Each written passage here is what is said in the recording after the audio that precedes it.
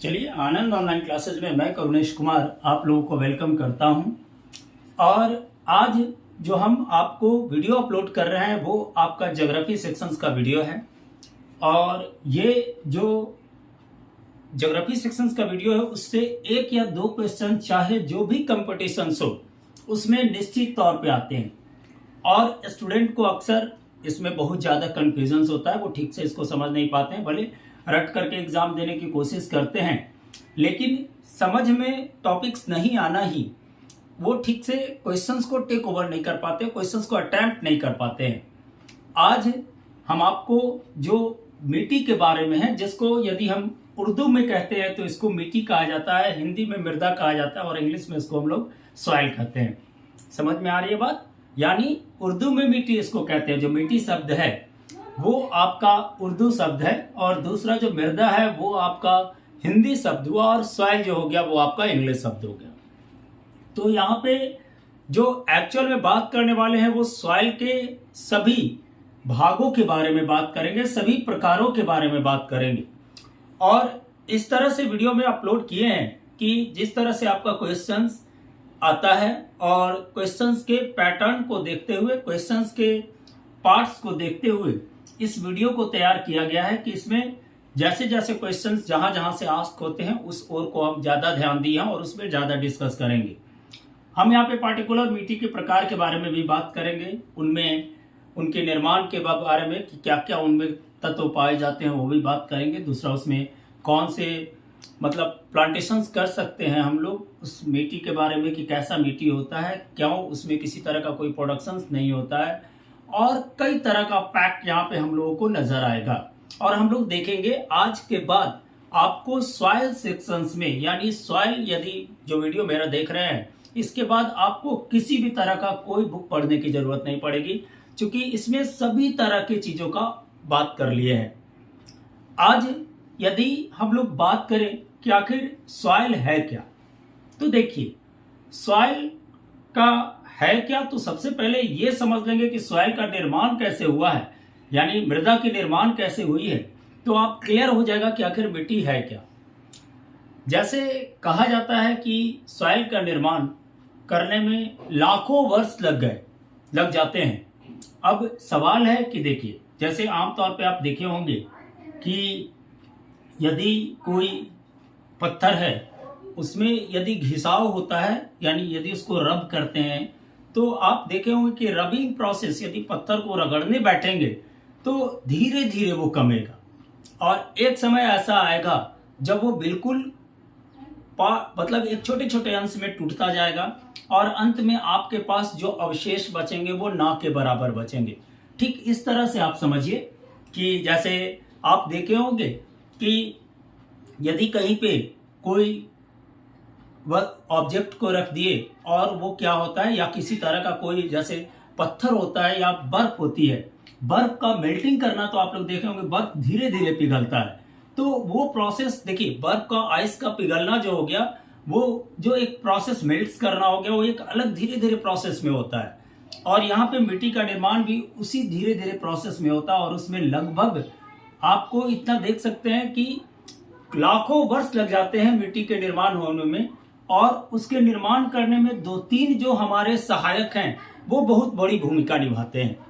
जैसे पहला आपका एयर, वायु जो होता है सो, दूसरा आपका जो हमारा वाटर का फ्लोइंग होता है या कहते हैं वाटर रिसोर्सेज होता है, उसकी एक मेन पार्टिसिपेट होता है। सपोज कीजिए कि अक्सर आप देखे होंगे कि पत्थर से जब भी पहाड़ या पर्वत से नदी या झरने बहते हैं तो बहने के साथ साथ वो अपने साथ कुछ अनवरत रूप से धीरे धीरे क्या करते हैं, छोटे छोटे पार्टिकल्स में उसको तोड़ते हुए निकलते हैं।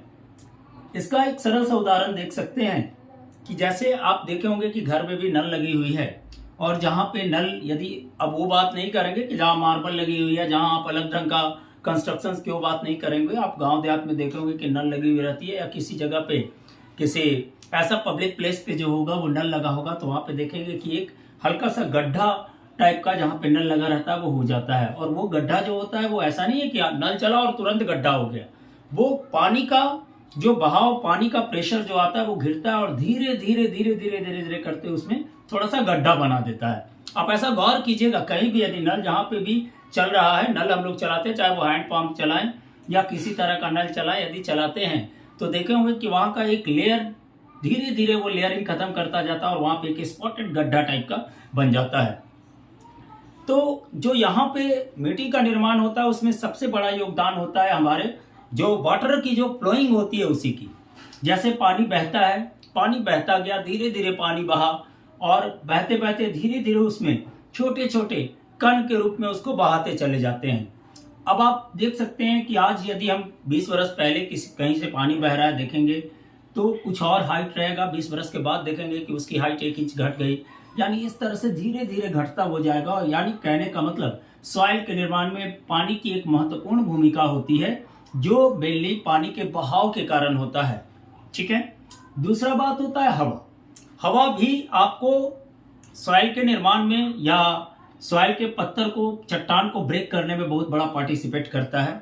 वो क्या होती है, तो जब आपका पानी हवा बहेगा तो हवा बहने के साथ देखिए हल्का हल्का अंशतः मार्ग रिसाव होती है, जो बारीकी सा देखने पे पता चलेगा हम लोगों को पता, ऐसे आम तौर पे देखेंगे तो नहीं पता चलेगा, लेकिन वो थोड़ी बहुत लेयरिंग को डिस्क्लोज करता चलता है, लेयर को हटाते चलता है।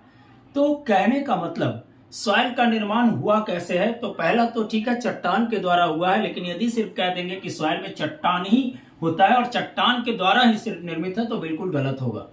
यानी सॉइल चट्टान के द्वारा निर्मित तो होता ही है, साथ ही उसमें क्या होते हैं, जैसे पेड़ पौधे जहाँ जंगल ज्यादा हैं या जहाँ पे देखिए रेगिस्तानी एरिया में अक्सर आप लोग देखे होंगे कि बालू ही बालू रहता है, उसमें मिट्टी नहीं होता है। तो वहां पे जो रेगिस्तानी एरिया साफ स्वैप करता है या साफ दिखाता है कि जहाँ पे आपका मरुस्थलीय डिजर्ट सॉइल पाया जा रहा है वहां पे आपका किसी भी तरह का कोई भी प्लांटेशंस नहीं है। प्लांटेशंस नहीं रहने के कारण प्लांट प्रोडक्ट जो रहते हैं वो वहां नहीं पाए जाते, इसके कारण ह्यूमस का निर्माण नहीं होता है, जिसके कारण उनमें फर्टिलिटी भी कम होती है।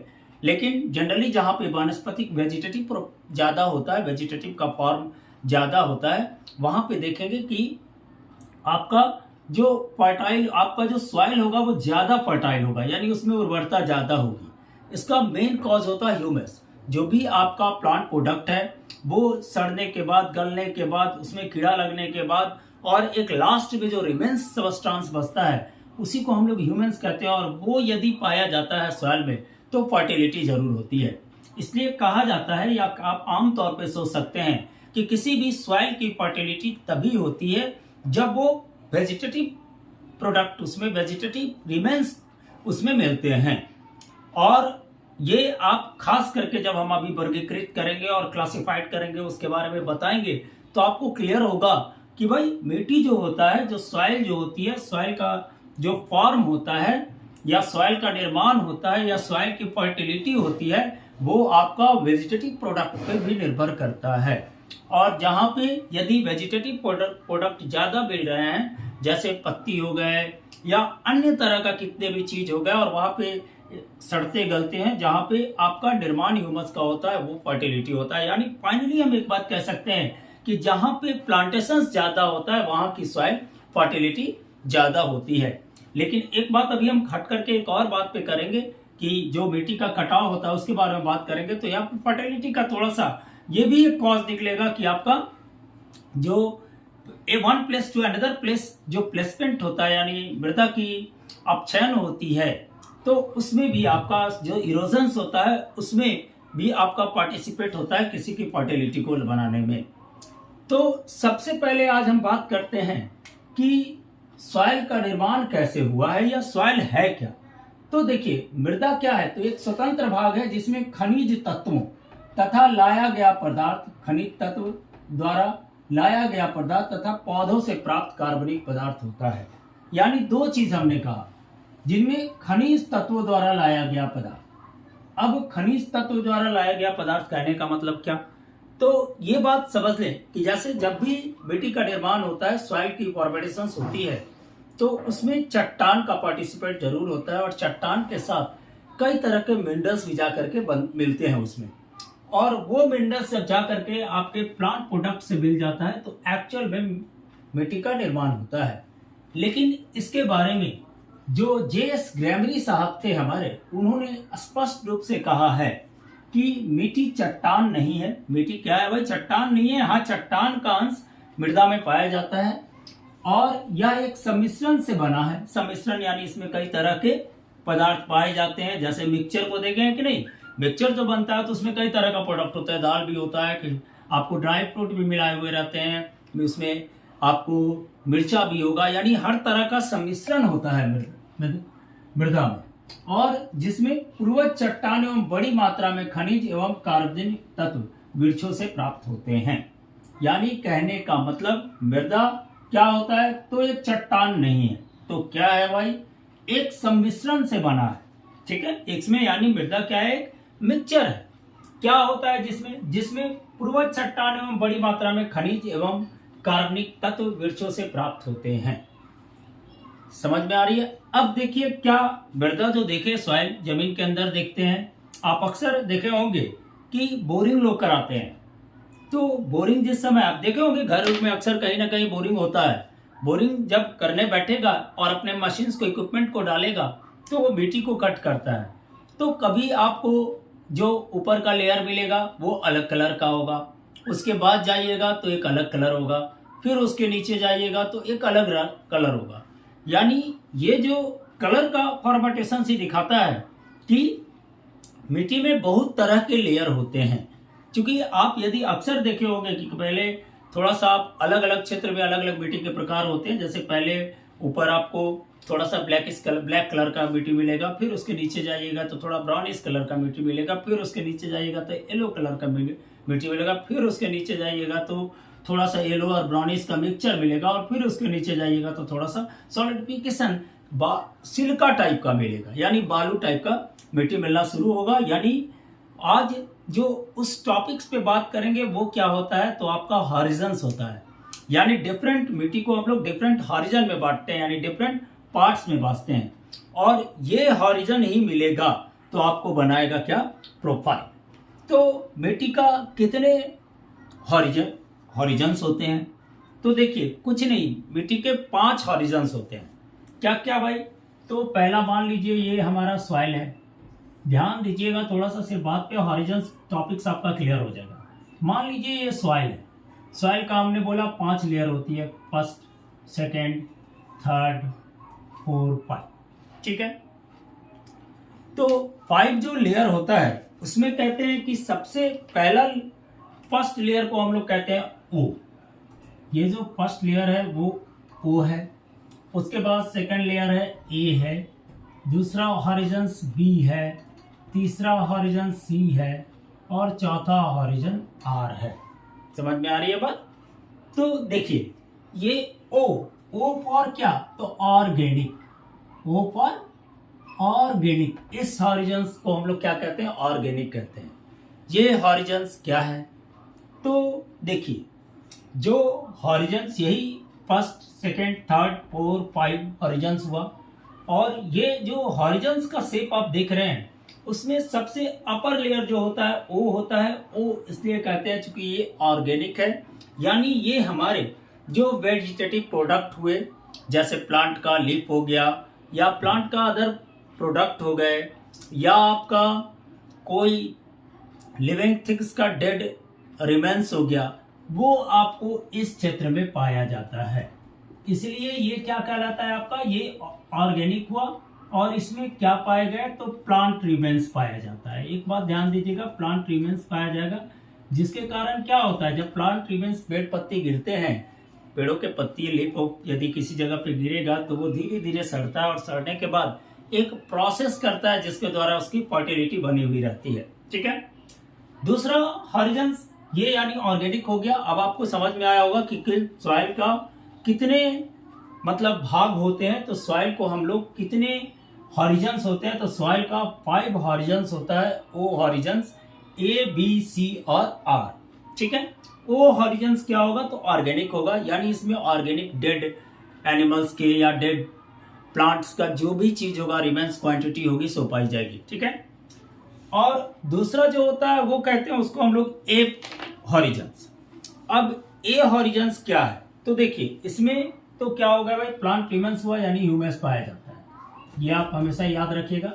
दूसरा क्या होता है, तो इसमें सब तरह के कीट, ठीक है, ये याद रखिएगा, कीट जितने भी छोटे छोटे जानवर होंगे, जो कीट हो गया जैसे सांप हो गया, ये सब हो गया, वो सब जीव यानी लिविंग थिंग्स जो होते हैं, सांप उपका ये सब होता है, वो सब इसी में पाए जाते हैं। अक्सर देखे होंगे कि आप खेत में, बेचारा किसान खेती करता है तो देखे होंगे कि हल चलाता है, हल चलाया गलती से कोई सांप कट जाता है, कोई चूहा कट जाता है, बेचारा किसान को क्या पता है कि वहां सांप है कि चूहा है।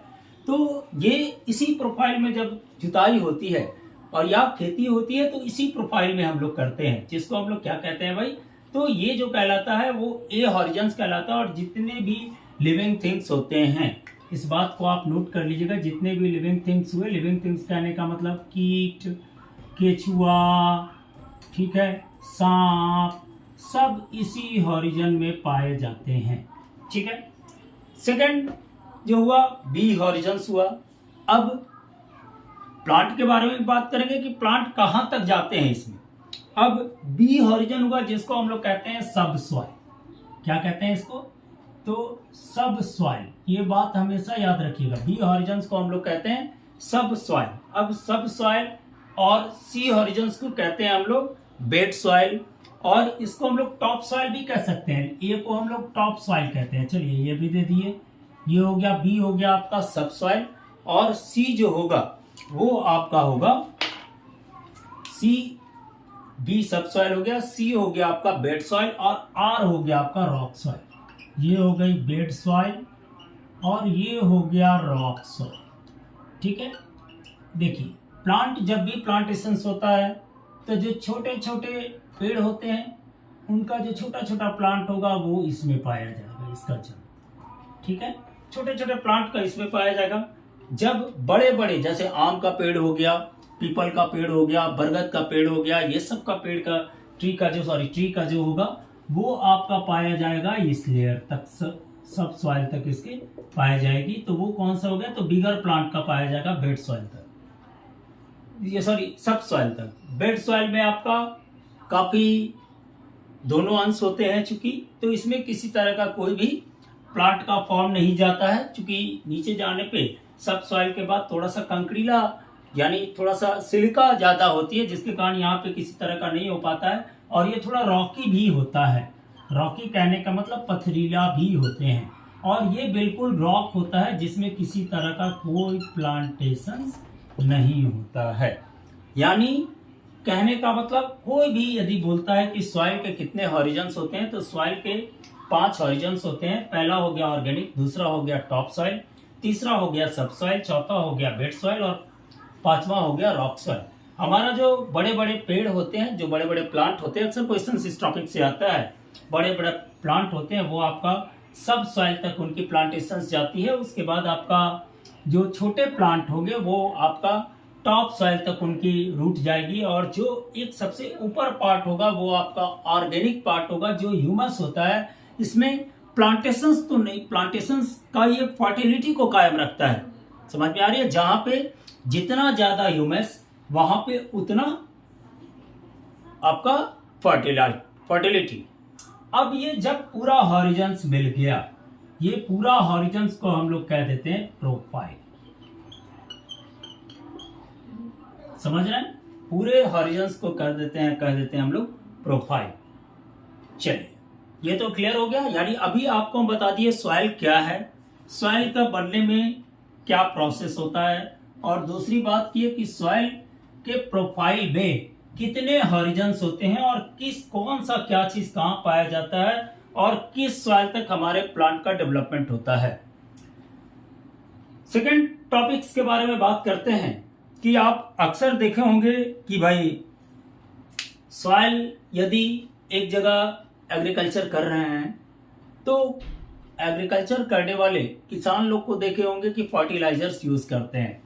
अब देखिए ऐसे गवर्नमेंट कह रही है कि भाई सॉइल में फर्टिलाइजर्स यूज मत कीजिए, क्योंकि क्या होता है, आपने फर्टिलाइजर्स दिया, वो आप किसी चीज को मान लीजिए अब हमको जबरदस्ती किसी काम को कराया जाए तो थोड़ी सी बॉडी की स्टेमिना घटेगी। तो हम लोग क्या करते हैं, उसमें फर्टिलाइजर डाल करके मिट्टी के प्योर फर्टिलिटी को बढ़ाते हैं, और वो फर्टिलिटी सक करता है आपका क्या, तो सॉइल के फर्टिलिटी से, सॉइल के फर्टिलिटी को सक करता है और धीरे धीरे उसमें कमी होती जाती है फर्टिलाइजर यूज करने से। इसलिए आजकल गवर्नमेंट कर रही है कि भाई ऑर्गेनिक एग्रीकल्चर कीजिए, यानी आप फर्टिलाइजर ना यूज करके आप मैन्योर्स को यूज कीजिए। क्योंकि फर्टिलाइजर्स ठीक है प्रोडक्शन अच्छा देते हैं, जैसे देखे होंगे कि फर्टिलाइजर्स मतलब प्रोडक्शन अच्छा देते हैं, लेकिन आपके सॉइल को परमानेंट फर्टिलिटी बनाकर नहीं रखते हैं। और ये फर्टिलाइजर्स की सबसे बड़ी खराबी है। प्रोडक्शन तो आप यूज करेंगे तो प्रोडक्शन तो बड़े पैमाने पे होगा, लेकिन आपकी फर्टिलिटी लॉस्ट करती जाएगी, और उसका असर ह्यूमन बॉडी के शरीर पे भी पड़ता है, बॉडी के शरीर पे भी पड़ता है। क्योंकि हम लोग जब भी प्लांट प्रोडक्ट को यूज करते हैं उसमें फर्टिलाइजर्स दी जाती है, और फर्टिलाइजर्स में कई तरह का एलिमेंट्स रहते हैं जो मिक्स टुगेदर किए रहते हैं, जिसके कारण वो हमारा जो प्रोडक्शंस होता है उसमें भी वो चले जाते हैं, जिसके कारण आजकल का आदमी देखे होंगे, गौर कीजिएगा, आजकल का आदमी पहले जैसा लंबा चौड़ा और मोटा तगड़ा नहीं हो रहा है। अब आजकल का आदमी थोड़ा धीरे धीरे आदमी की हाइट भी घटते जा रही है, और दूसरी बात है धीरे धीरे डिफरेंट टाइप्स के डिजीज भी होते जा रहे हैं। इसका मेन कारण है फर्टिलाइजर्स के द्वारा यूज करना। तो अब का सवाल है कि बहुत से लोग ये कहेंगे कि भाई फर्टिलाइजर्स के द्वारा प्रोडक्शन बढ़ जाती है, तो फिर गवर्नमेंट मैन्योर की तरफ क्यों कह रही है? तो मैन्योर की तरफ इसलिए कह रही है क्योंकि फर्टिलाइजर्स का फर्टिलिटी तो बढ़ता है, लेकिन उसके द्वारा जो प्रोडक्शन होता है उसका बैड इफेक्ट्स भी हमारे शरीर पे पड़ रहा है। लेकिन फिर किसान इस बात को जानते हुए भी वो क्यों नहीं खेती कर पा रहे हैं ऑर्गेनिक का? तो चूंकि अब जहां पे आप फर्टिलाइजर्स के थ्रू 100 केजी का प्रोडक्शन कीजिएगा, और यदि मैन्योर यूज कीजिएगा तो 50 केजी का कीजिएगा, और साथ में मैन्योर थोड़ा महंगा भी होता है और उसको प्रोसेस करना बनाना थोड़ा कठिन भी है, जिसके कारण किसान लोग अक्सर मैन्योर यूज नहीं करते हैं। क्योंकि उनकी फर्टिलिटी तो ठीक है जा रही है, वो अच्छी तरह जान रहे हैं, लेकिन प्रोडक्शन उतना नहीं होगा, और उसका जो हमारा बॉडी पे बैड इफेक्ट्स पड़ रहा है उसका भी आपको मतलब उन लोग वो उसका भी वो लोग क्या कर रहे हैं, तो इग्नोर कर रहे हैं। तो हम कहेंगे कि भाई आप लोग ऑर्गेनिक खेती कीजिए या ऑर्गेनिक प्रोडक्ट को यूज कीजिए। आजकल बहुत कम जगह ये देखने को मिल रहा है, और यही कारण है कि हमें कई तरह का कैंसर या डिफरेंट टाइप्स के डिजीज हो रहे हैं। अब हम लोग बात करते हैं कि जैसे अभी हमने बात किया सॉइल के बारे में, सॉइल के प्रोफाइल के बारे में, उसके बाद देखिए अब फर्टिलाइजर्स और मैन्योर के बारे में अभी बात करके निकले हम। यहाँ पे अब हम जो बात करने वाले हैं आपको कि अक्सर देखे होंगे जब फर्टिलाइजर्स पे आए तो किसान लोग फर्टिलाइजर्स को यूज करते हैं खेत में। तो वो फर्टिलाइजर्स का मेन मकसद क्या होता है? तो फर्टिलिटी को बढ़ाना। ठीक है, फर्टिलाइजर्स का मेन मकसद क्या हुआ?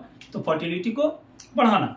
लेकिन एक बात गौर कीजिएगा कि क्या जब हम लोग प्लांटेशन करते हैं या जब हम लोग सीड्स को प्लांट करते हैं तो क्या उस समय भी उतना ही फर्टिलिटी की जरूरत है जिस समय प्लांट प्रोडक्ट बढ़ जाता है उस समय?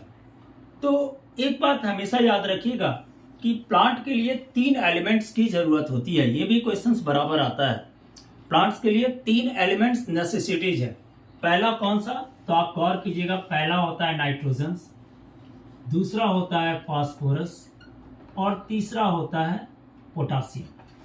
ठीक है, तो जिस समय आप प्लांट को रोपेंगे अक्सर देखे होंगे कि कोई किसान पहले खेत में यूरिया देता है, उसके बाद नाइट्रोजन का फर्टिलाइजर्स देता है या मैन्योर देगा, या उसके बाद आपको क्या करेगा, फास्फेट देगा।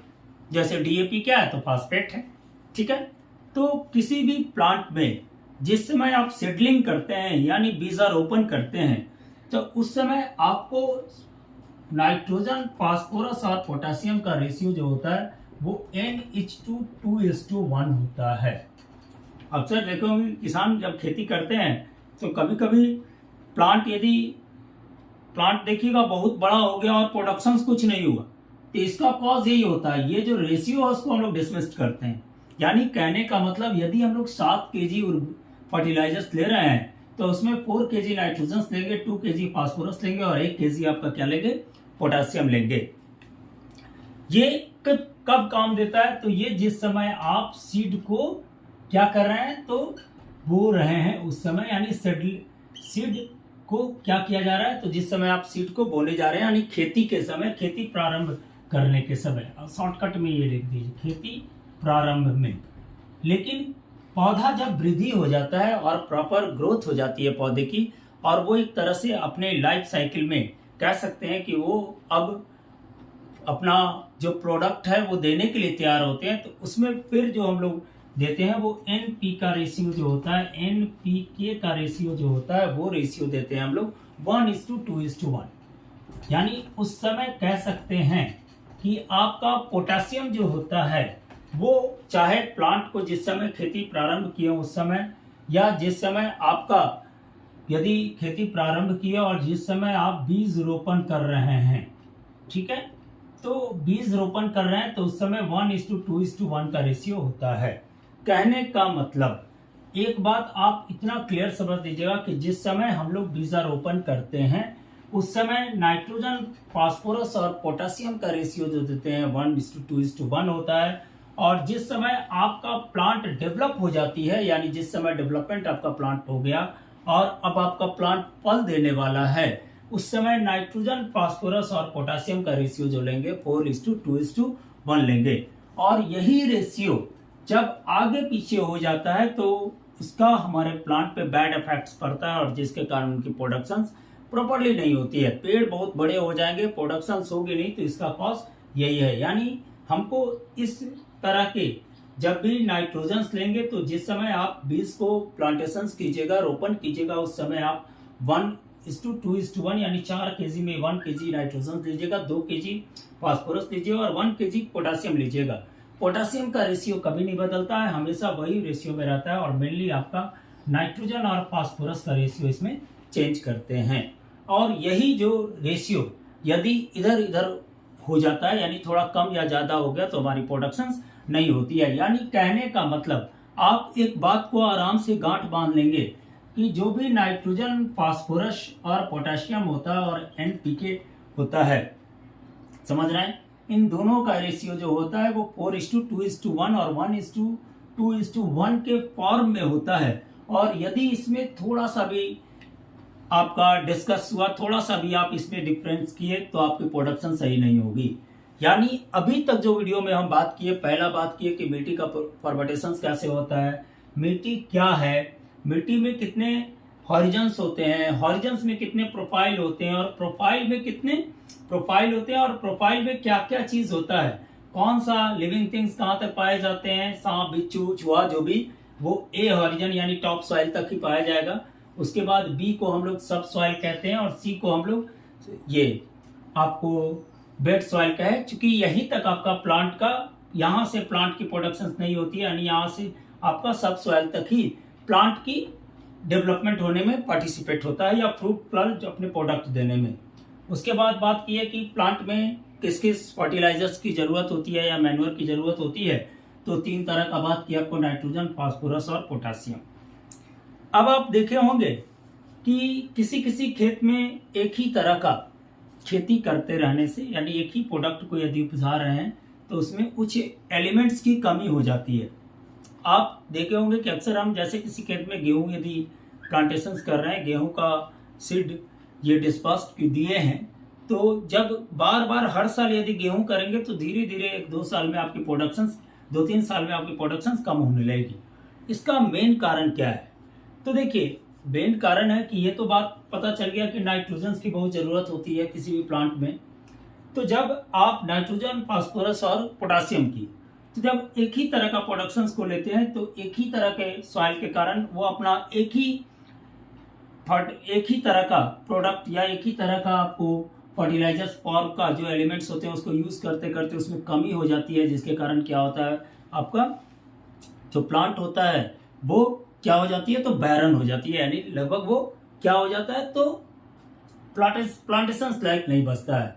तो इसके लिए हमें क्या करना चाहिए कि जब हम लोग 2 या 3 साल रेगुलर यदि किसी प्लांट को ये प्लांटेशन कर देते हैं, या अल्टरनेट कर देना चाहिए एक ऐसा जो आप जिस प्लांट को, प्रोडक्ट को यूज कर रहे हैं और उसकी जो एलिमेंट्स होती है उसमें ज़्यादा यूज करता है वो, और उसके बाद उसमें उस एलिमेंट्स के अलावे उस एलिमेंट्स के अलावा जो अदर जो इसकी क्षतिपूर्ति कर दे, जो इसकी कमी को पूरा कर दे, यानी जो इस एलिमेंट्स को नहीं चाहता है, उस तरह के प्लांट को प्लांटेशंस करना चाहिए, जिससे हमारी सॉइल जो होती है वो फर्टिलिटी बनी रहती है।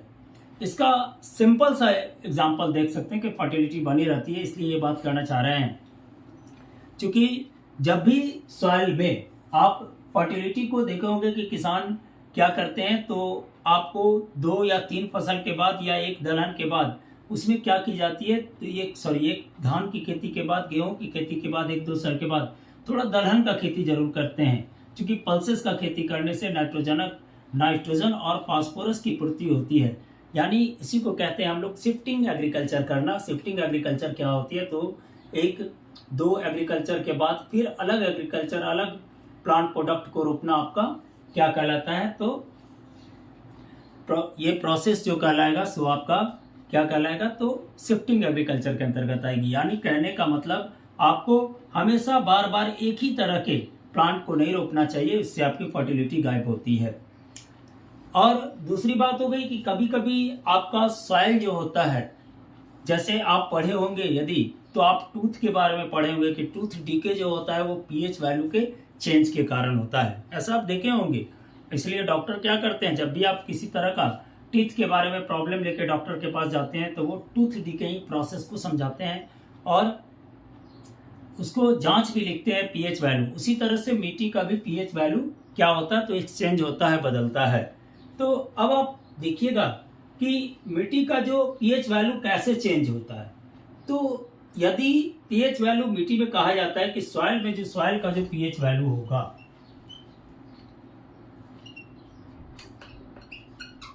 पीएच वैल्यू जो सॉइल का होगा वो 4 से 6 से 7.5 के बीच होना चाहिए।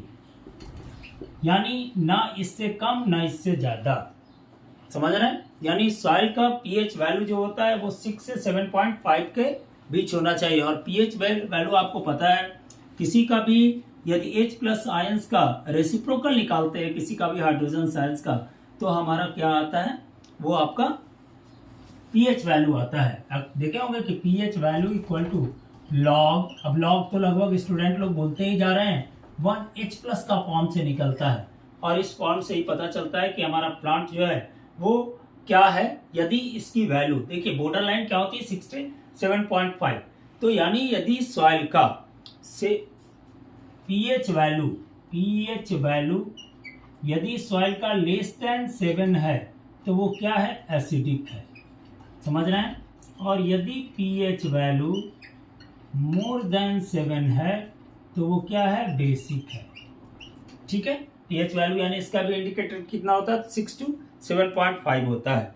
तो यदि आपका एसिडिक हो गया सॉइल, इससे भी यहाँ सब क्वेश्चंस आपको यदि गौर कीजिएगा तो सबसे क्वेश्चन ही बनेगा। यदि आपका पीएच वैल्यू लेस देन 7 हो गया तो एसिडिक हो गया, और यदि एसिडिक हो जाता है तो उसमें हम लोग क्या देते हैं, तो उसमें आपको चूना पत्थर मिलाते हैं। देखिएगा अक्सर कभी कभी किसी किसान को, अब तो गवर्नमेंट पूरी फ्री कर दी है कि आप अपने सॉइल लेकर आइए एग्रीकल्चर कॉलेजेस में, आपका पीएच वैल्यू जांच होगा, उसके बाद अब उसके अनुसार किसी भी चीज का प्रोडक्शन कीजिएगा या डालिएगा या दीजिएगा। ठीक है, तो पीएच वैल्यू जो हुआ लेस देन 7 हुआ यानी एसिडिक हो गया, चूना पत्थर हो गया। और दूसरा जो होगा पीएच वैल्यू क्या है, तो ग्रेटर देन 7 कहने का मतलब ये क्या है, बेसिक है। तो बेसिक जब होता है तो इसमें क्या यूज करते हैं, तो जिप्सम यूज किया जाता है। और इसका जो पीएच वैल्यू सॉइल का होना चाहिए वो 6 से 7.5 के बीच होना चाहिए। आपको जो भी हम अपलोड करते हैं बिल्कुल एनसीईआरटी बुक से और पूरी तरह से जांचा परखा डेटा आपको प्रोसीड करते हैं। ऐसा नहीं है कि आज हमको मिला और कल हम कुछ भी लिए और किसी तरह का अपलोड कर दिए। बिल्कुल आप मेरे डेटा से सेटिस्फाइड रहिएगा। 100% एक्यूरेसी के साथ हमारी डेटा आपको एनसीईआरटी बुक से लिया हुआ रहता है और एनसीईआरटी बुक से ही मैं इसको तैयार करता हूँ, तो इसलिए आप ध्यान दीजिएगा थोड़ा सा। यानी कहने का मतलब सॉइल में एसिडिक और बेसिक भी होता है, और उसको दूर करने के लिए यदि सॉइल जो होता है वो एसिडिक है तो चूना पत्थर मिलाते हैं, और यदि सॉइल बेसिक है तो उसमें जिप्सम मिलाते हैं। और सॉइल का जो प्रोफाइल होता है, सॉइल का जो वैल्यू होता है पीएच वैल्यू 6 से 7.5 होना चाहिए, वो हमारा एग्रीकल्चर के लिए क्या होता है, तो बिल्कुल मतलब सुटेबल होता है। अब इसके बाद हम लोग बात करेंगे सॉइल का वर्गीकरण करेंगे। एक बात याद रखिएगा, आज हम आपको जो भी बता रहे हैं, जो भी आपको वीडियो दे रहे हैं, बिल्कुल सॉइल के बारे में आपके पास कोई भी कंफ्यूजन नहीं रहेगा। आज जो भी बात किए, पहला क्या बात किए तो सॉइल का फॉर्मेटेशन कैसे होता है, सॉइल क्या है, सॉइल कैसे बना है, सॉइल का कितना हॉरिजन्स होता है, पूरे हॉरिजन्स को मिलाने से प्रोफाइल बनते हैं, उसके बाद किस में ऑर्गेनिक पाया जाता है और कितने कहाँ कहाँ प्लांटेशंस होता है। और इसको बेड सॉइल इसलिए कहते हैं क्योंकि यहाँ पे थोड़ा रॉकी होता है, लेकिन इसमें किसी तरह का कोई भी प्लांटेशंस का पार्टिसिपेट नहीं होता। और उसके बाद जो होता है बिल्कुल रॉक होता है, जिसके कारण इसको हम लोग रॉक सॉइल कहते हैं। ये भी बात किए। उसके बाद बात किए कि किसी भी प्लांट के निर्माण में प्लांट को कितने तरह के एलिमेंट्स का नेसेसिटी जरूरी है। तो किसी भी प्लांट में 3 तरह के एलिमेंट यानी नाइट्रोजन, फास्फोरस और पोटासियम की आवश्यकता हमेशा है। और जिस समय सीड्स का प्लांटेशंस करेंगे या सीडलिंग करेंगे उस समय आपका नाइट्रोजन, फास्फोरस और पोटासियम का 1:2:1 होता है। और यदि जिस समय आपका बीजारोपण होने के बाद प्लांट करने शुरू करते हैं या खेती शुरू हो जाती है, उसमें हमें नाइट्रोजन, फास्फोरस और पोटासियम का रेशियो थोड़ा इंक्रीज करके 4:2:1 का कर देना चाहिए। और यही दोनों में यदि रेशियो गलत करते हैं तो हमारी प्रोडक्शन सब कुछ करते हुए भी ठीक से नहीं हो पाता है। उसके बाद हम लोग बात किए कि सॉइल में क्या होता है भाई, तो आपका एसिडिक और बेसिक दोनों होते हैं। चूंकि कहा जाता है कि और एसिडिक और बेसिक सॉइल का जांचने का जो है वो तो हम लोग को पता है कि पीएच वैल्यू यदि किसी का निकालेंगे तो हाइड्रोजन साइंस H+ आयंस का जो लॉगरिथम फॉर्म होता है उसका यूज करते हैं, ठीक है। और इसके आधार पर ही बताया जाता है कि कोई सॉइल क्या होगा, एसिडिक होगा या कोई सॉइल बेसिक होगा। यदि पीएच वैल्यू लेस देन 7 होता है तो वो एसिडिक होता है, जिसमें चूना पत्थर मिलाते हैं। और यदि पीएच वैल्यू ग्रेटर देन 7 होता है तो वह बेसिक होता है, जिसमें हम लोग क्या मिलाते हैं तो जिप्सम मिलाते हैं। और अब बात करते हैं सॉइल का क्लासिफिकेशंस। देखिए आराम से लोग लेते हैं दिस दैट कर दी, लेकिन सॉइल का क्लासिफिकेशंस करना, एक पूरे वर्ल्ड में जितने भी सॉइल पाए जाते हैं वो एक अलग कैटेगराइज होते हैं, ठीक है। हमारे इंडिया में भी सॉइल पाए जाते हैं जिसमें मेनली 4 तरह का सॉइल हमारे लिए यूटिलाइजेबल है, ठीक है, या हमारे यहाँ ज्यादा पाया जाता है, उसके बारे में बात करेंगे। तो सबसे पहले हम बात कर रहे हैं कि मिट्टी का वर्गीकरण कैसे किया जाता है। तो एक मिट्टी का वर्गीकरण में जो सबसे बड़ा आपका बात है वो है जो ठंडे प्रदेश में मिट्टी पाए जाते हैं, सो यानी टुंडा प्रदेश की मिट्टी, वो एक ही तरह का होता है। उसके बाद टैगा प्रदेश की मिट्टी, जिसमें 4 तरह की मिट्टी के बारे में पढ़ेंगे, मेनली 3 तरह का होता है। घास के मैदान की मिट्टी, इसमें भी 3 तरह के होंगे, ऐसे एक और अदर पार्ट्स भी होता है। और चट्टान के आधार पर मिट्टी 4 तरह का, और निर्माण प्रक्रिया के आधार पर आपको मिट्टी 2 तरह का होता है, स्थानीय और स्थानांतरित। तो अभी बारी बारी से हम सब के बारे में पढ़ेंगे, डिस्कस करेंगे। आप एक बात ध्यान दीजिएगा, मेरे वीडियो को देखिएगा ध्यान से, मेरे चैनल को सब्सक्राइब जरूर कीजिएगा, क्योंकि आपको मेरे द्वारा दिए गए वीडियो का नोटिफिकेशन जल्दी मिले। और किसी तरह का कोई प्रॉब्लम हो, किसी तरह का कोई दिक्कत हो तो आप हमें कमेंट्स करें, या किसी तरह का कहीं कुछ गलत आपको हो सकता है, हम भी एक आदमी ही हैं, एक आपको तैयार करते हैं वीडियो, तो हम अपने नॉलेज के द्वारा और जो भी बुक होती है, ऑथेंटिक बुक होता है, उस बुक से ही आप लोगों को देने का कोशिश करते हैं। पूरी 100% कोशिश क्या 100% आपको देते ही हैं। तो हो सकता है कि कहीं किसी तरह का कुछ गलती हो जाए तो आप लोग हमें कमेंट्स कीजिएगा ताकि मैं उसमें सुधार कर पाऊँ। चलिए, तो आप लोग पहले इसको ध्यान से देखिएगा। अब हम लोग जो पढ़ेंगे वो पढ़ेंगे मिट्टी का वर्गीकरण। चलिए इसका स्क्रीनशॉट ले लीजिए।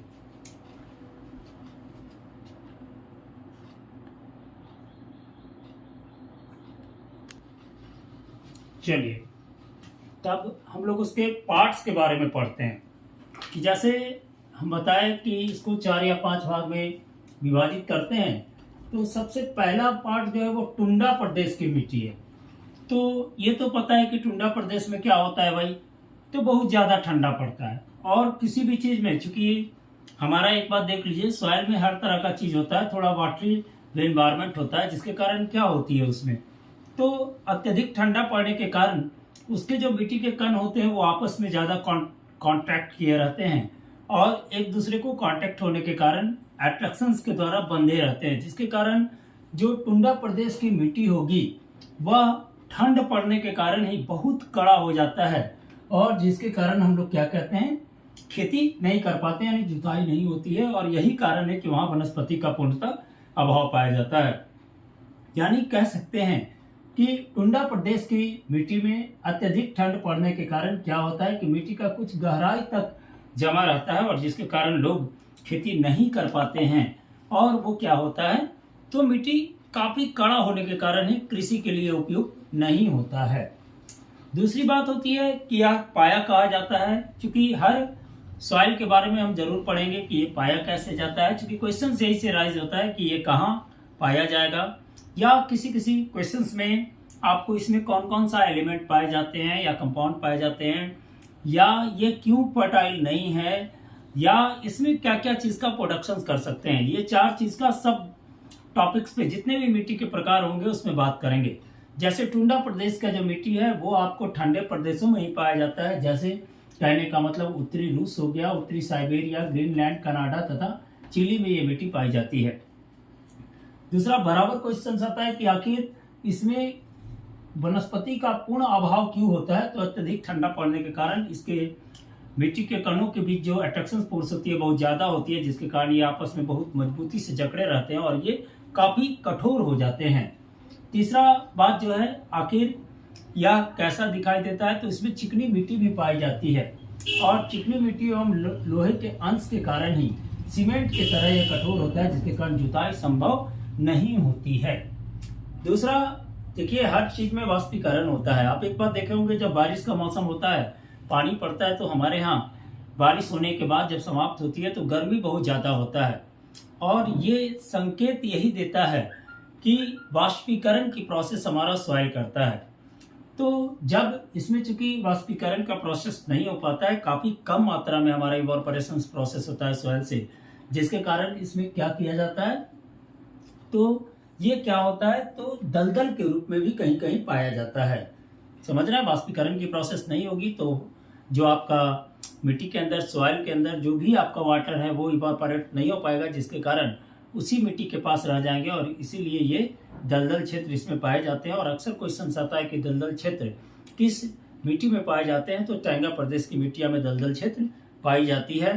टैंगा प्रदेश की मिट्टी में मुख्यतः लोहे के अंश होते हैं और यही लोहे का अंश और आपका चिकनी मृदा के द्वारा बना होना इसको बहुत ज्यादा कठोरता का रूप देता है।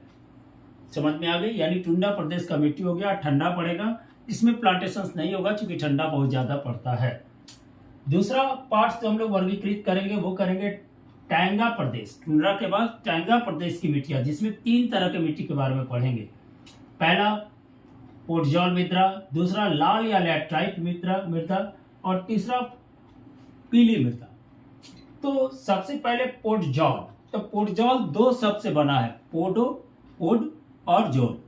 तो पोड का मतलब क्या होता है, तो आपका पोड का मतलब होता है अंदर और जोल का मतलब होता है राख। तो चूंकि इस मिट्टी का निर्माण भी ऐसे भी आपका ज्वालामुखी के अवशेषों के द्वारा ही होता है और साथ ही इसके अंदर यदि मिट्टी के अपर लेयर यानी ऑर्गेनिक जो ओ लेयर को हटाएंगे और ओ लेयर के बाद यदि ए आपका हॉरिजन्स में जाएंगे और ए हॉरिजन के बाद ए का अंत जैसे ही पहुंचेंगे हमको राख जैसा पदार्थ मिलना शुरू हो जाएगा। इसीलिए इसको हम लोग कहते हैं कि ये पोडजॉल मिट्टी, इसका नाम दिया गया है।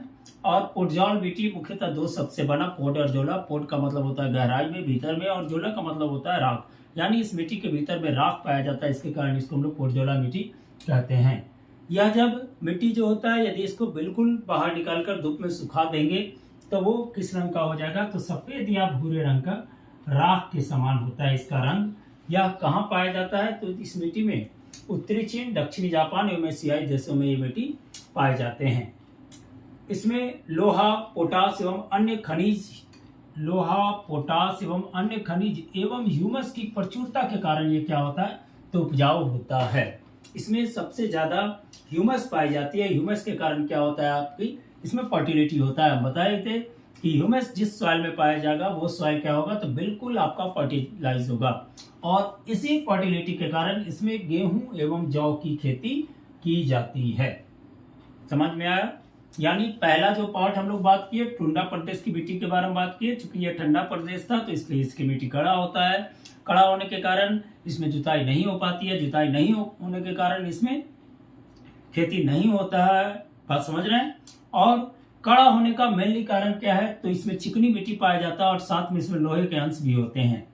दूसरा बात की हम लोग पोटजॉल मिट्टी। पोटजॉल मिट्टी जो होता है वो दो तरह के, दो शब्दों से बना है। पोटजॉल शब्द पोट और जॉल, चूंकि पोट का अर्थ होता है गहराई और जॉल का मतलब होता है राख।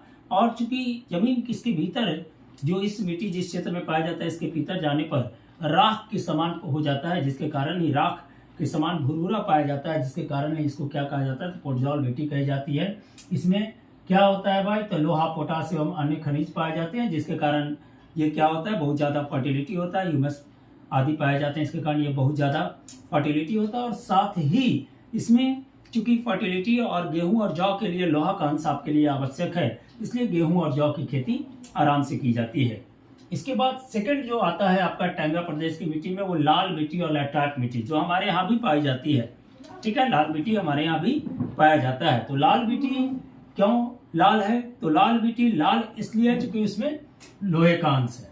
चलिए, तो ये बात हमेशा याद रखिएगा कि लोहे के अंश के कारण लाल मिट्टी का रंग लाल पाया जाता है और इसका नाम लाल मिट्टी या अन्य नाम हम लोग लैटराइट मिट्टी भी इसको कहते हैं। लैटराइट मिट्टी ही लाल मिट्टी है। और ये अक्सर क्वेश्चन आता है कि लैटराइट मिट्टी का रंग लाल क्यों होता है, तो लोहे के अंश के कारण इसका रंग लाल पाया जाता है और साथ ही इसमें बालू के कण भी होते हैं, इसके कारण इसको बलुई मिट्टी भी कहते हैं। यानी लाल मिट्टी का तीन नाम हुआ, लाल मिट्टी, लैटराइट मिट्टी और या बलुई मिट्टी। लाल मिट्टी लाल रंग का क्यों होता है, तो चूंकि इसमें क्या पाए जाते हैं, लोहे का अंश पाया जाता है। और इसे बलुई मिट्टी क्यों कहते हैं, तो बलुई मिट्टी इसलिए कहते हैं क्योंकि ये इसमें बालू जैसा छोटे छोटे कण पाया जाता है। और इसका विस्तार कहाँ है, तो पहले बोले ये हमारे यहाँ भी पाया जाता है, यानी दक्षिण भारत में भी पाया जाता है। उसके बाद संयुक्त राज्य अमेरिका, ब्राजील, श्रीलंका, फ्रांस और मलेशिया। और कृषि के लिए कौन कौन सा उपयुक्त है, तो मक्का के लिए, ज्वार के लिए, बाजरा के लिए, राई आदि के लिए आपका क्या है, ये मिट्टी जरूरत है। यानी टुंडा प्रदेश की मिट्टी, टैंगा प्रदेश की मिट्टी जो हुआ वो तीन तरह का हुआ, जिसमें पोटजॉल मिट्टी, लाल मिट्टी और अब बात करेंगे पीली मिट्टी के बारे में। आप लोग थोड़ा मेरे वीडियो को बार बार देखिएगा, थोड़ा अपने दिमाग में सोचिएगा, उसके बाद इसको नोटबुक में नोट कीजिएगा, आपका पूरा कॉन्सेप्ट क्लियर रहेगा। चलिए इसका स्क्रीनशॉट लीजिए।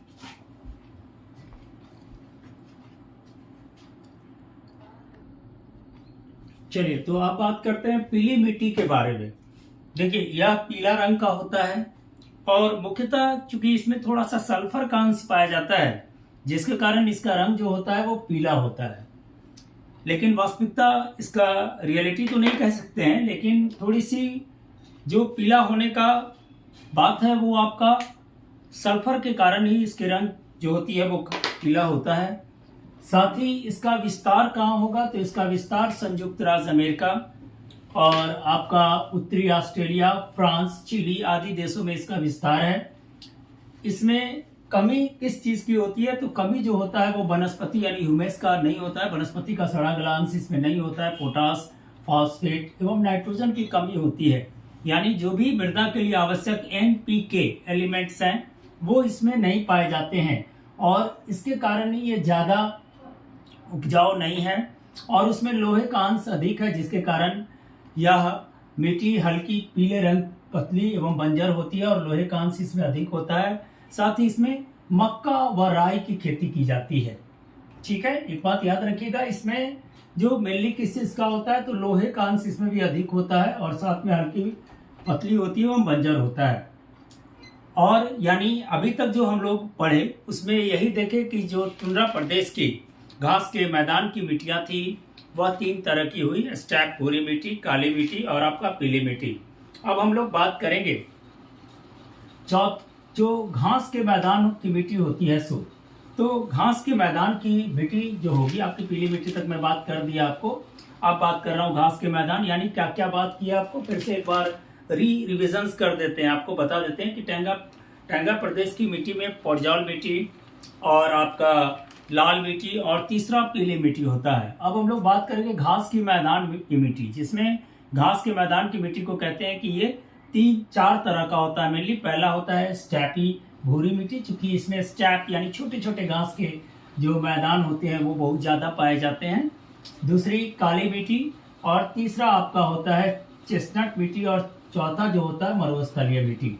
जो ये और ये मिट्टी तो हमारे यहाँ थोड़ा बहुत पाए जाते हैं, और साथ में ये तीनों मिट्टी हमारे भारत में लगभग पाए जाते हैं, लेकिन ये चेस्टनट मिट्टी हमारे यहाँ अभाव होता है। तो स्टैपी भूरी मिट्टी क्यों? तो इसका स्टैपी नाम इसलिए पड़ा है क्योंकि इसमें यूरेशिया में स्टैप्स जो हैं, स्टैपी को कहते हैं मैदानी। यदि एक भाषा में देखेंगे तो स्टैपी को लैंग्वेज में कहा जाता है मैदानी, यानी इसमें जो होते हैं वो मैदानी भाग में पाए जाने के कारण पहला जो स्टैपी भूरी मिट्टी होगा, जिसमें विस्तार उत्तरी अमेरिका, उत्तरी चीन, संयुक्त राज्य अमेरिका, कनाडा, अफ्रीका के सवाना प्रदेश में होती है। और वनस्पति कांस इसमें ये लगभग हमारे यहाँ 1-2 छोटे छोटे भाग में पाया जाता है। अब ये बताएंगे कि आखिर कहीं पे कोई मिट्टी पाया जाता है और कहीं पे नहीं पाया जाता है, या मिट्टी का अपक्षयन क्या होता है, वो बात अभी हम करेंगे। लेकिन पहले इस बात को क्लियर कर लें, जैसे स्टैपी भूरी मिट्टी हुआ, इसमें वनस्पति कांस कम होता है, चूने की अधिकता होती है। इसमें चूने की अधिकता होने के कारण तथा वर्षा की कमी के कारण ये क्या होता है, थोड़ा नमी कम होती है इसमें। लेकिन यदि खेती, कृषि, सिंचाई की सुविधा हो तो इसमें हम लोग खेती कर सकते हैं। जैसे यूरेशिया पर का स्ट्रैप्स, उत्तर अमेरिका का प्रेरी, जनरली क्वेश्चन आता है इस पे, दक्षिण अमेरिका का पैम्पास, और बेल्ट दक्षिण अफ्रीका का, और ऑस्ट्रेलिया का डाउन्स इसी मिट्टी के मैदान हैं। यानी क्वेश्चन जनरली पूछ देता है कि प्रेरी का मैदान, किस प्रेरी के मैदान में कौन सी मिट्टी पाई जाती है, तो स्टैपी भूरी मिट्टी पाई जाती है। हमारे यहाँ ये लगभग दोनों मिट्टी हमारे यहाँ नहीं पाया जाता है, चेस्टनट मिट्टी और ये काली मिट्टी क्या हुई, तो अन्य नाम इसको हम लोग कहते हैं चर्नोजम। याद रखिएगा, चर्नोजम किस मिट्टी को कहते हैं, तो काली मिट्टी को चर्नोजम कही जाती है। अब यहाँ पे काली मिट्टी ये आखिर काला क्यों है, तो चूंकि इस मिट्टी का निर्माण जो हुआ है ज्वालामुखी के उद्गार के द्वारा हुआ है। ज्वालामुखी का उद्गार का मतलब क्या हुआ, जब ज्वालामुखी आप सुप्त अवस्था से जागृत अवस्था में आता है, और जागृत आने के बाद जब वो अपने आप को मलबा का रूप धारण करता है तो यहाँ पे विस्तार होती है, और वहां पे आपका इस मिट्टी का निर्माण होता है। इसीलिए कहा जाता है ज्वालामुखी उद्गार के निकले लावा के कारण इसका रंग काला होता है। साथ ही काली मिट्टी का एक खासियत है कि इसमें जल संचय करने की क्षमता अधिक होती है, और इसमें प्रोडक्शंस अन्य टाइप तो लोग होते हैं, खेती जैसे कर सकते हैं इसमें काली मिट्टी में, लेकिन मुख्यतः आपको इसमें कपास की खेती बहुत अच्छी से होती है। अन्य पदार्थों की होती है लेकिन उतनी प्रोडक्शंस उसमें होती नहीं है। यह जो पाया जाता है वो हमारा भारत के उत्तर पश्चिम दक्कन प्रदेश में, दक्षिणी रूस में, सूडान में और अर्जेंटीना में पाया जाता है। इसमें वनस्पति अंश एवं चूर्ण के अंश की प्रधानता होती है, जिसके कारण इसकी फर्टिलिटी बहुत ज़्यादा होती है, और यही कारण है कि इसमें कपास की खेती की जाती है और अन्य पदार्थों का भी खेती होता है। यानी आप अभी देखें स्टैप भूरी मिट्टी, काली मिट्टी, जनरली क्वेश्चन आता है कि कपास की खेती किस मिट्टी में की जाती है, तो कपास की खेती काली मिट्टी में की जाती है। इसका स्क्रीनशॉट ले लीजिए।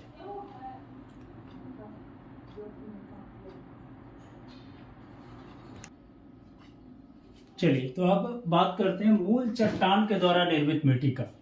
तो देखिए, मूल चट्टान के द्वारा निर्मित मिट्टी जो है वो 4 प्रकार के हैं: चिकनी मिट्टी, दोमट मिट्टी, बलुई मिट्टी, और आपका चौथा जो हो गया उसको कह सकते हैं कि इस तरह से आपका गहरे रंग की मिट्टी, इसका नाम ये दे दे, चौथा जो हो गया हमारा गहरे रंग की मिट्टी। एक बात देखिए, पहला जो बात कर रहे हैं वो चिकनी मिट्टी क्या है, तो ये एक तरह के सैल नामक पदार्थ चट्टान के द्वारा बना हुआ है, और चूंकि यह चिकनी होता है और इसमें भी वाष्पीकरण की प्रक्रिया नहीं होती है, जिसके कारण ये काफी कठोर होता है, और साथ ही कठोर होने के कारण इसमें हल नहीं चल पाता है। इसलिए चूंकि हमारा जो हल कह दीजिए, या हम इसको प्रोडक्शंस नहीं कर पाते हैं, हमारी जुताई नहीं कर पाते हैं खेत को, या बहुत कठिन होता है, इसके कारण इसमें खेती नहीं की जाती है। और सबसे अधिक खराबी ये है कि इसमें जल संचय करने की क्षमता बहुत ज्यादा है, यानी जल बहुत देर तक रोके रखता है, जिसके कारण किसी भी प्लांटेशंस को सोना संभव नहीं है, और इसीलिए इसमें कोई भी खास खेती नहीं होती है, बल्कि इसका सिर्फ इसमें घास ही होता है। दूसरा जो इसका प्रकार है वो है आपका दोमट मिट्टी। तो दोमट मिट्टी तो जानते हैं, नाम से यह स्पष्ट है कि दो तरह का मिट्टी आपका होगा। इसमें चिकनी मिट्टी और बलुई मिट्टी दोनों पाई जाएगी। यह क्या होगा तो आपका कठोर होगा और जल के सुगमता होने के कारण इसमें कई तरह का, चलिए तो इसके बाद जल घास होता है। दूसरी दोमट मिट्टी, यह बहुत उपजाऊ होती है। जो हमारा उत्तरी मैदान है, बिहार का क्षेत्र है, उसमें ये मिट्टी पाई जाती है आपका दोमट मिट्टी। यह चिकनी एवं बलुई दोनों मिट्टी से बना होता है, ठीक है। यह कठोर होता है, जल की सुगमता होने पर इसमें खेती की जाती है। इसमें उर्वरता भी पाए जाते हैं, एनपीके का सही सब मिश्रण होता है। जनरली क्वेश्चन आता है, एक बात याद रखिएगा कि नाइट्रोजन, फास्फोरस और पोटेशियम का सही रेशियो कितना होता है, कौन सा आपको 3 एलिमेंट जो है वो प्लांट्स के लिए नेसेसिटीज हैं। तीसरा जो होता है वो हमारा बलुई मृदा है, यानी बिल्कुल बलुई। बलुई कहते हैं तो सिलिका से बना ही होगा, यानी बलुई मृदा जो है वो सिलिका से बना होता है। इसमें पानी संचय की क्षमता अधिक होती है, सिंचाई के द्वारा खेती की जाती है। चौथा जो है गहरे रंग की मृदा। इस मृदा का निर्माण बैसाल्ट नामक चट्टान से हुआ है। अक्सर क्वेश्चन आता है कि बैसाल्ट नामक चट्टान से किस मृदा की, मतलब कौन सा मृदा में बैसाल्ट पाया जाता है, तो आपका गहरे रंग की जो मृदा होती है उसमें बैसाल्ट पाया जाता है। यह उपजाऊ है, इसमें भी सभी पोषक तत्व पाए जाते हैं, ठीक है। चलिए नेक्स्ट बात करते हैं। देखिए सबसे इंपॉर्टेंट है, ये तो खैर निर्माण प्रक्रिया के आधार पर। तो निर्माण प्रक्रिया क्या होती है, एक अस्थाई हुआ और एक ट्रांसफरेबल हुआ, ठीक है। तो मेन देखिए उपजाऊ कौन होता है, तो यदि बात करेंगे तो स्थानीय मिट्टी जो होते हैं वो बहुत कई वर्षों से एक जगह ही पड़े हुए हैं, वहां पे हैं और वहीं पे अपना प्रोडक्शन कर रहे हैं। जैसे लाल मिट्टी, काली मिट्टी, लैटराइट मिट्टी, ये सब जो होता है आपका, या पीली मिट्टी, ये सब आपका किस में आते हैं, सॉरी पीली लाल को तो लैटराइट कहते हैं, पीली मिट्टी, ये सब स्थानीय मिट्टी कहलाते हैं। क्योंकि एक जगह पे ही ये बने रह जाते हैं, टूट फूट वनस्पति के द्वारा बने हैं और अपनी जगह पे ही रह जाते हैं, जीव जंतु के अवशेष इसमें पाए जाते हैं। इसके बारे में तो आगे हम चर्चा किए ही हैं अभी आपको। और जिसके कारण इसमें क्या होती है तो कृषि और अच्छी तरह से होती है। और यह मुख्यतः पठारी क्षेत्रों में पाया जाता है, यह मुख्यतः पठारी क्षेत्रों में पाया जाता है। और इसका बारे में तो हम लोग आगे पीछे पढ़ चुके हैं अभी, ठीक है। एक होता है आपका जो स्थानांतरित मिट्टी होता है, उसमें होता है जलोढ़ मिट्टी। अब ये स्थानांतरित मिट्टी, जलोढ़ मिट्टी क्या है, तो देखिए जलोढ़ यानी जल के द्वारा बहाकर ले गया मिट्टी, जिसको हम लोग एलुवियल सॉइल भी कहते हैं इंग्लिश में। जलोढ़ मिट्टी क्या है, तो एक लेयर जब भी कोई अनइक्विपमेंट आता है, जैसे कह जी हिमानी आ जाए, बाढ़ आ जाए, या कोई हवा का तूफान आ जाए, तो क्या करता है, एक लेयर से 2 लेयर आपको जाता है लेकर, और इस लेयर में फर्टिलिटी चेंज होती है, जिसके कारण क्या होता है, ये बहुत ही उपजाऊ होता है। और यह चूंकि नदियों के द्वारा लाई गई होती है, तो नदी के द्वारा यदि लाई गई कोई मिट्टी होगा, तो आप सोचिए कि किसी पर्वत के द्वारा चल रहा है मिट्टी, तो वो मिट्टी कभी किसी जगह पे है, फिर वहां से बह करके दूसरे जगह पे आया, फिर बह करके तीसरी जगह पे आया, और इस तरह से उसमें सभी पोषक तत्व भी मिलते गए। और जिसके कारण क्या होता है, इसमें पोषक तत्वों की संख्या अधिक होती है, अनुपात अधिक होता है, इसके कारण ये फर्टिलिटी बहुत ज्यादा होता है। तो यानी एक शॉर्टकट वे में कह सकते हैं कि जलोढ़ मिट्टी एलुवियल सॉइल हुआ या एलुवियल मिट्टी हुई, इसे कहते हैं अन्य नाम। और यह क्या होता है, तो बहुत अधिक उपजाऊ होता है, और ये मुख्यतः नदियों के द्वारा निर्मित होता है, और सबसे ज्यादा फर्टिलिटी में इसी मिट्टी का पार्टिसिपेट होता है। एक मिट्टी मृदा में ही आता है आपका मृदा का अपक्षरण या अपक्षयन कहिए, ठीक है, अपक्षरण या अपक्षयन। और दूसरा जो बात आती है, एक इसी का जहां अपक्षरण होगा तो उसको संरक्षण करना ही पड़ेगा, यानी कंजर्वेशन। तो देखिए अपक्षरण क्या होता है, तो अपक्षरण मान लीजिए आप देखे होंगे कि आंधी चलेगा तो साथ में धूल भी बहता है, आंधी यदि चलेगा तो साथ में धूल भी बहेगा। या आप देखिएगा कि सड़क पे धूल पड़ा हुआ, आंधी आया, उड़कर एक जगह से दूसरी जगह चला गया। तो पहला बात, जब भी एक जगह से दूसरी जगह जाती है सॉइल आपका मिट्टी, तो वो वायु के द्वारा भी जा सकता है। तो अब आप लोग कहेंगे कि वायु के द्वारा भाई यहाँ से मान लीजिए हाजीपुर गया, तो हाजीपुर जाने में उसको कितना टाइम लगेगा, और एक बार में इतनी संभव नहीं है। तो वो बार बार मतलब धीरे धीरे यहाँ से पहले हाजीपुर जाएगा, हाजीपुर के बाद मुजफ्फरपुर जाएगा, मुजफ्फरपुर के बाद मधुबनी जाएगा, और इस तरह से वो प्लेसमेंट करता है। यानी हवा के झोंका के द्वारा भी ये सॉइल का अपक्षरण होता है, या दूसरा जल के द्वारा भी होता है। सबसे ज्यादा तो जल के द्वारा ही होता है, और जल के द्वारा अपक्षरण होने के कारण क्या होती है कि इसमें अपक्षरण कह देते हैं। जब भी मिट्टी का ऊपर का कटाव होता है तो उसको हम लोग कह देते हैं अपक्षरण। और इसके संरक्षण का एक ही उपाय है कि यदि सुगमता से यदि मिट्टी को संरक्षण करना है तो सबसे पहले बाढ़, जिसके कारण पानी के कारण जो अपक्षरण होता है, वो प्रक्रिया को रोकना है। तो आपको क्या करना होगा, तो पेड़ पौधे का निर्माण करना होगा या डैम बनानी होगी, जिससे कि क्या हो, वाटर रिसोर्सेज हमारा लॉस्ट ना हो। और एक जगह पे और आपको हम बताना चाहे कि एक बात आपको हम नहीं बताए, थोड़ा छोटा सा बारीक सा बात है कि आप देखे होंगे कि एक ही जगह एक ही स्टेट होगा, किसी स्टेट में कुछ मिट्टी पाए जा रहे हैं और किसी स्टेट में कुछ मिट्टी पाए जा रहे हैं। इसका मूल कारण हमारा जो नदियों के द्वारा या समुद्रों के द्वारा जो मिट्टी आते हैं, वो यदि जिस ओर से गुजरते हैं उस ओर से आपको उस मिट्टी का थोड़ा सा मिट्टी का लेयर छोड़ते जाते हैं, जिसके कारण एक ही हो सकता है कि एक ही जगह पे एक गांव में दूसरा मिट्टी और दूसरे गांव में दूसरी मिट्टी हो जाए। तो ये डिफरेंसेस का कॉज भी यही है। आशा करेंगे कि आप लोगों का मिट्टी सॉइल जो कम चैप्टर था या सॉइल जो टॉपिक्स बताया वो क्लियर हो गया होगा। हाँ, आपको हम एक चीज नहीं बताया कि भारत में अभी किस किस जगह पे कौन सी मिट्टी पाई जाती है। तो जब मैं उसको एग्रीकल्चर चैप्टर में डिस्कस करूंगा, एग्रीकल्चर टॉपिक्स में, तो ये वाली बात आपको डिस्कस कर देंगे। आप देखें कि सॉइल क्या है, सॉइल की फॉर्मेटेशंस क्या है, सॉइल की हॉरिजन्स क्या है, सभी को मैं एक वीडियो में अपलोड कर दिया हूँ। फिर एक और वीडियो दूंगा जो थोड़ा सा इसका मिसलेनियस जो हमारे पास बच गया उस पार्ट्स को भी क्लियर करूंगा। आप हमारे चैनल को सब्सक्राइब जरूर कीजिएगा। चलिए, थैंक यू, धन्यवाद।